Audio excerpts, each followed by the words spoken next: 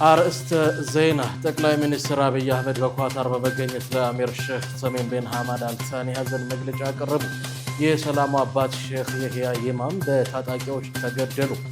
ተቀናቃኝ የሊቢያ ወታደራዊ መሪዎችን የከፋፈለ ሀገሪቱን ጦራን ለማድረግ በሲርቴ ከተማ ውይይት ተካሄደ። አዲሱ የአረብ ሊግ ዋና ጸሐፊ ኢራን በአረብ ሀገራት ላይ የምትፈጽመውን ጥቃት እንድታቆም ጠየቁ። ቻይና፣ አሜሪካና ኢራን ዳግም ከጀመሩት ወታደራዊ ግጭት እንዲታቀቡ ጥሪ አቀረቡ።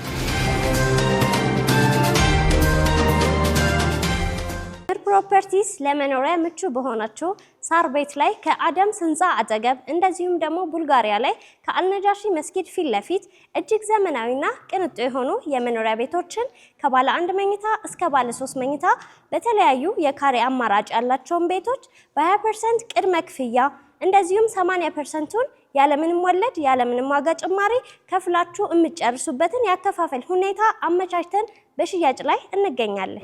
እንዲሁም ደግሞ የንግድ ሱቆችን ከ900 ሺህ ብር ቅድመ ክፍያ ጀምሮ እኛ ጋር ማግኘት ይችላሉ። ለበለጠ መረጃ ታች በምናስቀምጠው ስልክ ይደውሉልን። ቴምር ፕሮፐርቲስ የህልሞ ማረፊያ።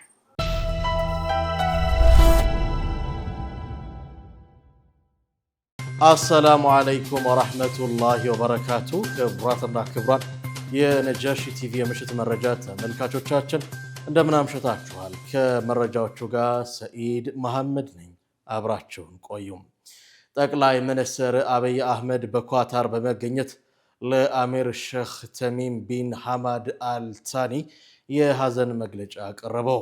ጠቅላይ ሚኒስትር ዶክተር አብይ አህመድ የቀድሞ የኳታር አሚር ሼክ ሐማድ ቢን ኸሊፋ አልታኒ ከዚህ ዓለም በሞት መለያየታቸውን ተከትሎ የተሰማቸውን ጥልቅ ሐዘን ለመግለጽ ኳታር የገቡ ሲሆን በሉሳይል ቤተ መንግስትም ከሀገሪቱ አሚር ሼክ ተሚም ቢን ሐማድ አልታኒ ጋር ተገናኝተው ተወያይተዋል። ጠቅላይ ሚኒስትሩ በዚሁ ወቅት ለኳታር ህዝብና መንግስት ያላቸውን አጋርነት በመግለጽ ለአሚሩና ለቤተሰቦቻቸው መጽናናትን ተመኝተዋል። ባስተላለፉት የሐዘን መግለጫም ህልፈታቸው የተሰማው የቀድሞው አሚር በአፍሪካ ቀንድ ሰላምን ለማስፈን ለውይይትና ለድርድር ጠንካራ መሰረት በመጣል ረገድ የጎላ ሚና የተጫወቱ ጥበበኛ መሪ እንደነበሩ አስታውሰዋል። በተለይም ለኢትዮጵያ ልዩ ትኩረት እየሰጡ የነበሩ ታላቅ መሪ እንደሆኑና ለአካባቢው መረጋጋትና ልማት ያበረከቱት አስተዋጽኦ ምንጊዜም በታሪክ ሊታወስ የሚችል መሆኑን ጠቅላይ ሚኒስትሩ ገልጿል። በመጨረሻም በኢትዮጵያና በኳታር መካከል ያለው ወዳጅነት ከመጀመሪያው የሂጅሪያ ታሪክ ጀምሮ የቆየ ጥልቅ ታሪካዊ መሰረት ያለው መሆኑን ያነሱት ጠቅላይ ሚኒስትር አብይ አህመድ ይህ የቆየ ታሪካዊና ወንድማማችነት ትስስር ወደፊትም በበለጠ ተጠናክሮ እንደሚቀጥል ያላቸውን እምነት ገልጸዋል። የታሪካዊው የኢትዮጵያ ሀገራዊ ምክክር ጉባኤ ነገ በአዲስ አበባ መካሄድ ይጀምራል። ባለፉት 4 ዓመታት ሰፊ የቅድመ ዝግጅት ስራዎችን ሲያከናውን የቆየው ታሪካዊው የኢትዮጵያ ሀገራዊ ምክክር ጉባኤ ተለይተው በቀረቡ ዋና ዋና አጀንዳዎች ላይ ነገ ሐምሌ 8 2018 በአዲስ አበባ መካሄድ ይጀምራል። በዚሁ ታላቅ መድረክ ላይ ለመሳተፍ ከመላው ሀገሪቱ የተወከሉ ከ4000 በላይ የተለያዩ የህብረተሰብ ክፍል ተወካዮች ዋና ከተማዋ አዲስ አበባ ገብተዋል። ጉባኤው ሁሉን አቀፍ አካታች ህዝባዊ ውክልናን ያረጋገጠ እንዲሆን በትኩረት የተሰራ ሲሆን በምክክር ወቅት የሚያጋጥሙ ውስብስብና ታሪካዊ ጉዳዮችን በጥናትና በምርምር አስደግፈው ሙያዊ ማብራሪያ የሚሰጡ ታዋቂ ምሁራንም ዝግጁ መደረጋቸው ተገልጿል። የኢትዮጵያ ሀገራዊ ምክክር ኮሚሽን ሂደቱ ተአማኒ፣ አሳታፊ እንዲሆን ባደረገው ከፍተኛ ጥረት በመላው ሀገሪቱ ከሚገኙ ወረዳዎች መካከል 1024 234ቱን ወይም 93% የሚሆነውን ማሳተፍ ተችሏል። በአዲስ አበባ፣ በድሬዳዋ፣ በ12ቱ ክልሎች እንዲሁም በፌዴራል ተቋማት በውጭ ሀገር የሚኖሩ ኢትዮጵያውያን ዘንድ ሰፊና ስኬታማ አጀንዳ የማሰባሰብና የጉባኤ ተወካይ ልየታ ስራ ተከናውኗል። ይህ ሰፊ ተደራሽነትና መላው የኢትዮጵያ ህዝብ ለሂደቱ ያሳየው ከፍተኛ የባለቤትነት መንፈስ የተፈጠረውን ብሔራዊ ምህዳር ይበልጥ ተስፋ ሰጪ ውጤታማ ያደርገዋል ተብሎ ይጠበቃል። ይህ ታሪካዊ ጉባኤ ለዘመናት በኢትዮጵያውያን መካከል ሲንከባለሉ የቆዩ አለመግባባቶችን በሰለጠነ መንገድ ለመፍታትና ዘላቂ ሀገራዊ መግባባትን ለመፍጠር የሚያስችል ሰፊ ዕድል ይዞ የመጣ ነው። ሂደቱ ከመጀመሪያው ጀምሮ ግልጽ፣ ገለልተኛና አሳታፊ አሰራር ይዞ መሄዱ በዚህም መመራቱ ለስኬታማነቱ ትልቅ መሰረት የጣለ መሆኑን የገለጸው ኮሚሽኑ መላው ሕዝብ ለጉባኤው ስኬት ያሳየው ቁርጠኝነት ታሪክ የማይረሳው ሀገር ኃላፊነት መሆኑን ገልጸዋል። ነገ የሚጀምረው ይህ ታላቅ የምክክር መድረክ መላው ኢትዮጵያውያን በጋራ በመምከር የወደፊት ሀገር አቅጣጫቸውን የሚቀይሱበት ወሳኝ ታሪካዊ ምዕራፍ እንደሆነም ተጠቅሟል። የሰላሙ አባት ሼህ የህያ ይማም በታጣቂዎች በግፍ ተገደሉ። በአማራ ክልል በባቲ ወረዳ የነዋሪዎች ባለውለታ ታዋቂ የሃይማኖት አባት የሀገር ሽማግሌ የነበሩት ሼህ የህያ ይማም በታጣቂዎች በግፍ መገደላቸውን ከታማኝ ምንጮች ያገኘነው መረጃ ያመላክታል። ይህ በታላቁ የሃይማኖት አባት ላይ የተፈጸመው አሰቃቂ ጥቃት መላውን የአካባቢው ማህበረሰብና የእምነቱን ተከታዮች በእጅጉ ያሳዘነና ያስደነገጠ መርዶ ሆኖ አልፏል። ታላቁ የሰላም አባት ሼህ የህያ ኢማም እድሜያቸውን በሙሉ ማህበረሰቡን በፍቅር፣ በእርቅ፣ በመቻቻል በማገልገል የሚታወቁ ታላቅ ሰው ነበሩ። የተጣሉትን በማስታረቅ በህዝቦች መካከል ፍቅር፣ አንድነት እንዲሰፍን በመስራት እንዲሁም ወጣቶችን በመልካም ስነ ምግባርና በሃይማኖታዊ ዕውቀት በመምራት ረገድ ያበረከቱት ውለታ ሁልጊዜም በክብር የሚታወስ ነው። በዚህ ንጹህ የሀገር ባለውለታና የሃይማኖት መሪ ላይ የተፈጸመው አሰቃቂ ግድያ በሰብአዊ ህሊናም ሆነ በማንኛውም ህግ ፈጽሞ ተቀባይነት የሌለው ወንጀል በመሆኑ በሀገራችን በተለይም በአማራ ክልል በሃይማኖት አባቶች ላይ የሚፈጸመው ግድያ እንዲቆምና ገዳዮቹም በህግ ተጠያቂ እንዲሆኑ የመረጃ አካባቢ ነዋሪዎች ጠይቀዋል። ነጃሺ ቲቪ ለታላቁ የሰላም አባት ሼህ የህያ ይማም ቤተሰቦች፣ ወዳጅ ዘመዶች እንዲሁም ለመላው ማህበረሰብ ከልብ የመነጨ መጽናናትን ይመኛል። ተቀናቃኝ የሊቢያ ወታደራዊ መሪዎችን የከፋፈለውን የሀገሪቱን ጦር አንድ ለማድረግ በሲርቴ ከተማ ወሳኝ ውይይት ተካሄደ። ለዓመታት በምስራቅና በምዕራብ ተከፍሎ የቆየውን የሊቢያን መከላከያ ሰራዊት ዳግም በአንድ እዝ ስር ለማደራጀት ተቀናቃኝ የጦር መሪዎች በሲርቴ ከተማ ፍሬያማ ውይይት ማድረጋቸው ታውቋል። ከቀድሞ መሪ ሙአመር ካዳፊ ውድቀት ማግስት ጀምሮ አገሪቱ በሁለት ተቀናቃኝ መንግስታት ስትታመስ መቆየቷ የሚታወስ ነው። ይህንን አገራዊ መከፋፈል ለአንድና ለመጨረሻ ጊዜ ለመቋጨት የምስራቅ ሊቢያው ከፍተኛ የጦር አዛዥ ኸሊፋ ሀፍተር እና የምዕራቡ አቻቸው ጄኔራል ሳላህዲን አልናምሮሽ ከተባበሩት መንግስታት ድርጅት ተወካዮች ጋር በጋራ መክረዋል። ይህንን የቆየ ክፍፍል ለመፍታት የቀረበው አዲሱ የሰላም ፍኖተ ካርታ ለ3 ዓመታት የሚቆይ የሽግግር መንግስት ማቋቋምን ያካተተ ነው። በስልጣን ክፍፍሉ ላይ መግባባት ተደርሷል። በዚህም መሰረት የምዕራቡ ክፍል መሪ የሆኑት አብዱል ሐሚድ ድበይቤ በጠቅላይ ሚኒስትርነት ስልጣናቸውን የሚቀጥሉ ሲሆን የምስራቁ መሪ ጀነራል ኸሊፋ ሀፍተር ልጅ የሆኑት ሳዳም ሀፍተር ደግሞ የሽግግር መንግስቱን ፕሬዝደንታዊ ምክር ቤት በሊቀመንበርነት እንዲመሩ ስምምነት ላይ ተደርሷል። ከዚህም በተጨማሪ ስምምነቱ በሀገሪቱ የኢኮኖሚ የጸጥታ መዋቅር ላይ ትልቅ ለውጥ የሚያመጣ ሲሆን በዚህም መሰረት የሀፍተር ታማኝ ኃይሎች የሀገሪቱን ዋነኛ የገቢ ምንጭ የሆኑትን ቁልፍ የነዳጅ ማውጫዎች፣ አጠቃላይ የበጀት አስተዳደሩን በበላይነት እንዲቆጣጠሩ ስልጣን እንደሚሰጣቸው ተገልጿል። ይህ ለአዲሱ የሰላም ጅማሮ ሊቢያን ከዓመታት የእርስ በርስ ቀውስ አውጥቶ ወደ ዘላቂ ሰላም አንድነት ያሻሽላታል ተብሎ ከፍተኛ ግምት ተሰጥቶታል።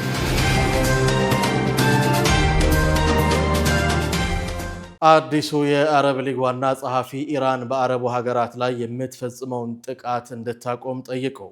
አዲሱ የአረብ ሊግ ዋና ጸሐፊ ናቤል ፋህሚ በካይሮ ባደረጉት የመጀመሪያ ንግግራቸው ኢራን በአረብ ሀገራት ላይ የምትፈጽመውን ጥቃት በአስቸኳይ እንድታቆምና የሀገሪቱን ሉዓላዊነት እንድታከብር ጠይቀዋል። የቀድሞ የግብፅ የውጭ ጉዳይ ሚኒስትር ናቤል ፋህሚ የኢራንን ጣልቃ ገብነት ጥቃት በቀጠናው ላይ የተጋረጠ ከባድ ስጋት ሲሉ ገልጸዋል። የአንድ የአረብ ሀገር ደህንነት ላይ የሚደርስ ማንኛውንም ጉዳት የሁሉንም የአረብ ሀገራት ደህንነት የሚነካ መሆኑን በጥብቅ አሳስበዋል። በተጨማሪም ዋና ጸሐፊው እስራኤል ለልዑካን ቡድናቸው ወደ ተያዘው የዌስት ባንክ በመግባት ከፍልስጤሙ ፕሬዝደንት ማህሙድ አባስ ጋር ለመገናኘት የከለከለችውን አካሄድ አጥብቆ ተችቷል። ምንም እንኳ እስራኤል ፈቃድ ለመስጠት ፈቃደኛ ባትሆንም ወደ ስፍራው ለመግባት የሚያደርጉትን ጥረት እንደሚቀጥሉና የፍልስጤም ጉዳይ የድርጅታቸውም ሆነ የእሳቸው ዋነኛ የግል አጀንዳ ሆኖ እንደሚቀጥል በንግግራቸው ተገልጿል። ናቤል ፋህሚ የአረብ ሊግን በበላይነት ለመምራት ኃላፊነቱን የተረከቡት በቀጠናው ከፍተኛ ውጥረት በነገሰበት ወቅት ነው። በአሁኑ ወቅት በሊባኖስ፣ በጋዛ ሰርጥና በሱዳን ያሉ ጦርነቶች ተባብሰው የቀጠሉ ሲሆን በዩናይትድ ስቴትስ እና በኢራን መካከል ያለው አለመግባባት እንዲሁም በባህረ ሰላጤው ሀገራት ላይ የሚሰነዘሩ ጥቃቶች ቀጠናውን ይበልጥ እያወኩ ነው። ይህን ተከትሎ የአረብ ሊግ እነዚህን ቀውሶች በዲፕሎማሲያዊ መንገድ ለመፍታት ለማስታረቅ ጥረቱን አጠናክሮ እንደሚቀጥል ተጠብቋል።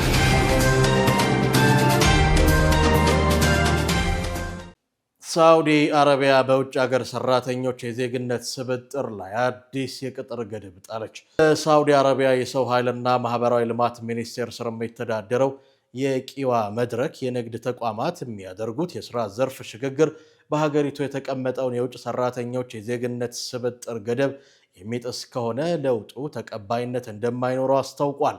ማንኛውም የንግድ ዘርፍ የመቀየር ጥያቄ በልዩ ኮሚቴ በጥልቅ ተገምግሞ ውሳኔ የሚሰጥበት ሲሆን ማመልከቻው ውድቅ የተደረገባቸው ተቋማትም ምክንያቱን በቂዋ መድረክ አማካኝነት መመልከት ይችላሉ ተብሏል። ይህ አዲስ መመሪያ የንግድ ድርጅቶች የስራ ዘርፋቸውን በሚቀይሩበት ወቅት የሀገሪቱን የሰራተኛ ቅጥር ሚዛን ጠብቀው እንዲቀጥሉ ለማስገደድ ያለመ ነው። በተጨማሪም ተቋማት አዲስ የስራ መስክ በንግድ ፈቃዳቸው ላይ በሚጨምሩበት ወቅት አዲሱ የስራ ዘርፍ ካለፈው የበለጠ የሀገር ውስጥ ሰራተኞች ስብጥር ወይም ሳውዲሽ መጠኑን የሚጠይቅ ሲሆን ተቋሙ በቀጥታ በከፍተኛው የስራ ዘርፍ መስፈርት መሰረት እንዲገመገም ተወስኗል። ይህ ማለት በአነስተኛ የሳውዲ ዜጎች ቅጥር ላይ የነበረ ድርጅት ከፍተኛ የዜጎች ተሳትፎ የሚጠይቅ ተጨማሪ የስራ መስክ ሲጀምር ሙሉ ተቋሙ በከፍተኛው የኮታ መስፈርት መሰረት እንዲያስተካክል ይገደዳል። ይህ አሰራር በሀገሪቱ ያሉ የንግድ ድርጅቶች የሀገር ውስጥ ሰራተኞችን የመቅጠር ግዴታቸውን በተገቢው መንገድ እንዲወጡ ለማድረግ የተዘረጋ ጥብቅ ቁጥጥር መሆኑ ተመላክቷል። የአዲስ ጥብቅ መመሪያ በ2026 መጀመሪያ ላይ ይፋ ከተደረገውና ለ3 ዓመታት ከሚተገበረው ዘመናዊው የኒቃት መርሃ ግብር ጋር የተያዘ ሲሆን ፕሮግራሙ በግል ዘርፍ ውስጥ ከ340 ሺህ በላይ ለሚሆኑ የሳውዲ ዜጎች አዲስ የስራ ዕድል ለመፍጠርና የሳውዲ ራዕይ 2030 ለመደገፍ የታለመ ነው። በአሁኑ ወቅት ባለው የሀገሪቱ የስራ ሕግ መሰረት 5 እና ከዚያ በላይ ሰራተኞች ያሏቸው ማናቸውም ተቋማት ቢያንስ አንድ የሳውዲ ዜጋ የመቅጠር ግዴታ ያለባቸው ሲሆን አዲሱ አሰራር በሳውዲ አረቢያ በሚኖሩ በርካታ የውጭ ሀገር ሰራተኞች የስራ ዕድል ላይ ከፍተኛ ተጽዕኖ እንደሚያሳድር ተገምቷል። ፓኪስታን አሜሪካንና ኢራን ዳግም ወደ ድርድር ጠረጴዛ ለማምጣት የምታደርገው ጥረት ከፍተኛ ፈተና ገጠመው። ፓኪስታን አሜሪካና ኢራን በቅርቡ የደረሱትን የተኩስ አቁም ስምምነት ጥሰው ወደ ከረረ ጦርነት ከተመለሱ በኋላ ሁለቱን ወገኖች በዲፕሎማሲያዊ መንገድ ለማስታረቅ አዲስ ጥያቄና ጥረት ይዛ ብቅ ብላለች። የፓኪስታን ጠቅላይ ሚኒስትር ሸህባዝ ሸሪፍና የውጭ ጉዳይ ሚኒስትሩ ኢስሐቅ ዳር ከኢራን መሪዎች ጋር በስልክ በመነጋገር ቀውሱን ለመፍታት ብቸኛው አማራጭ ውይይት መሆኑን በማንሳት ጥያቄያቸውን አቅርቧል። ይሁን እንጂ ሁለቱ ሀያላን ሀገራት አንዳቸው በሌላኛው ላይ ያላቸውን እምነት ሙሉ በሙሉ በመሻከሩ ኢስላማባድ ያቀረበችው የሰላም ጥሪ ተግባራዊ ምላሽ ለማግኘት ተቸግረዋል። የፓኪስታን የሽምግልና ጥያቄ ውጤት እንዲያመጣ ካደረጉት ዋና ምክንያቶች መካከል አገሪቱ ግጭቱን ለማስቆም የምታደርገውን ጥረት የምታስገድድበት ጠንካራ የፖለቲካም ሆነ ኢኮኖሚ ተጽዕኖ የመፍጠር አቅም ማነስ እንደሆነ ተገልጿል። ምንም እንኳ ዋሽንግተንም ሆነ ቴህራን ለፓኪስታን ወታደራዊና ዲፕሎማሲያዊ መሪዎች ቀጥተኛ የክብርና የደህንነት መስመር ቢዘረጉላቸው ተንታኞች እንደሚሉት ግን አሁን ያለው ውጥረት አስታራቂዎቹ ሀገራት በቀላሉ ሊፈቱት ከሚችሉት አቅም በላይ የሆነ መጥቷል። የዚህ ቀውስ መባባስ ዋነኛው መንስኤ በዓለም የነዳጅ ንግድ ወሳኝ በሆነው በሆርሙዝ ወሽመጥ ላይ በሚደረገው የባህር ላይ ቁጥጥር ዙሪያ የተፈጠረው አለመግባባት ነው። ኢራን ቀደም ሲል በፓኪስታን አጋዥነት በተደረሰው ስምምነት መሰረት በወሽመጡ ላይ የቁጥጥር ስልጣን እንዳላት ስትገልጽ፣ አሜሪካ ግን ይህን ውድቅ በማድረግ በኢራን መርከቦች ላይ ዳግም የባህር ኃይል እገዳ መጣሏን አውጃለች። ይህ የቁጥጥር ሽሚያ ፓኪስታን ቀደም ሲል ያወጣችውን የሰላም ስምምነት ሙሉ በሙሉ አደጋ ላይ ጥሎታል። በአጠቃላይ ፓኪስታን ቀጠናውን ወደ ሰፊ ጦርነት እንዳያመራ ያቀረበችው የድርድር ጥያቄ በአሜሪካ አዲስ ወታደራዊ እርምጃና በኢራን ያጸፋ ጥቃት ምክንያት ከፍተኛ ተግዳሮት ተደቅኖበታል። የኳታርና የኦማን ዲፕሎማቶችም ከፓኪስታን ጎን በመሆን ጥረታቸውን ቢቀጥሉም እስካሁን በሁለቱ ወገኖች መካከል የተፈጠረውን የጦርነት ስሜት ማርገብ አልተቻለም። ሆኖም ግን ሁለቱም ወገኖች ከተኩስ አቁም ስምምነቱ በይፋ ለመውጣታቸው ለፓኪስታን ጥያቄ ጥቂት የዲፕሎማሲ ተስፋ ሰጥቷል።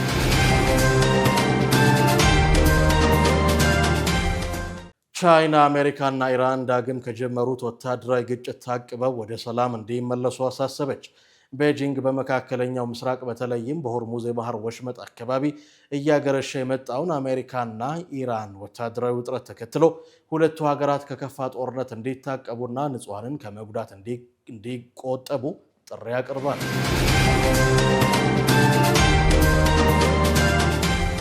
ዋሽንግተን በዓለም አቀፉ የወንጀለኞች ፍርድ ቤት ላይ የከፈተችው ዘመቻ ዓለም አቀፍ የፍትህ ስርዓትን አደጋ ላይ ጥሏል ተባለ። የአሜሪካ መንግስት በዓለም አቀፉ የወንጀለኞች ፍርድ ቤት ICC ላይ የጀመረው አዲስ የተቀናጀ ዘመቻ የተባበሩት መንግስታት ድርጅት ተመድ የገነባውን የዓለም አቀፍ ሕግ የበላይነትና የፍትህ ስርዓት አደጋ ላይ እየጣለ መሆኑን የሰብአዊ መብት ተሟጋቾችና ተቋማት አስጠነቀቁ። ዋሽንግተን በፍርድ ቤቱ ዳኞች ላይ ከጣለችው ማዕቀብ በተጨማሪ ሌሎች አባል ሀገራት ከፍርድ ቤቱ እንዲወጡና የገንዘብ ድጋፍ እንዲያቋርጡ የምታደርገው ግፊት ሀያላን ሀገራት ከሕግ በላይ መሆን አለባቸው የሚል አደገኛ መልእክት የሚያስተላልፍ መሆኑ እየተገለጸ አዲስ የቪዛ መመሪያ ወጣ። እንግሊዝ በኢትዮጵያና በሌሎች 32 የአፍሪካ ሀገራት ዜጎች ላይ አዲስ የቪዛ መመሪያ ማውጣቷ ተሰምቷል። የእንግሊዝ መንግስት በቅርቡ ባስተዋወቀው አስቸኳይ የጊዜ መቆጣጠሪያ መመሪያ መሰረት ቪዛ መተው ጥገኝነት የሚጠይቁ ሰዎችን ቁጥር ለመቀነስ ሲባል በተማሪዎች የሰለጠኑ ባለሙያዎች የቪዛ ማመልከቻዎች ላይ ጊዜያዊ እገዳዎች ተጥሏል ተብሏል።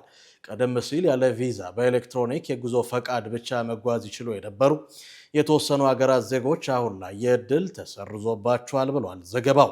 በዚህ አዲስ የቪዛ መመሪያ መሰረት እንደ ኢትዮጵያ፣ ኬንያ፣ አንጎላ፣ ቦትስዋና፣ ካሜሮን፣ ግብፅ፣ ኤርትራ፣ ጋምቢያ፣ ዚምባብዌ የመሳሰሉ ከ33 ሀገራት በላይ የአፍሪካ ሀገራት ዜጎች ወደ ዩናይትድ ኪንግደም ለመጓዝም ሆነ በሀገሪቱ በኩል አልፈው ለመሄድ አስቀድመው ፈቃድ የማግኘት ግዴታ ተጥሎባቸዋል። በእንግሊዝ መንግስት ይህንን እርምጃ የወሰደው የጥገኝነት ጥያቄዎችን ቁጥር ለመቆጣጠር መሆኑን አስታውቋል።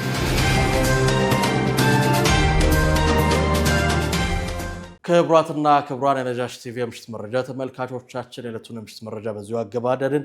ከቀሪ ተወዳጅ የነጃሺ ቲቪ የምሽት መሰናዶች ጋር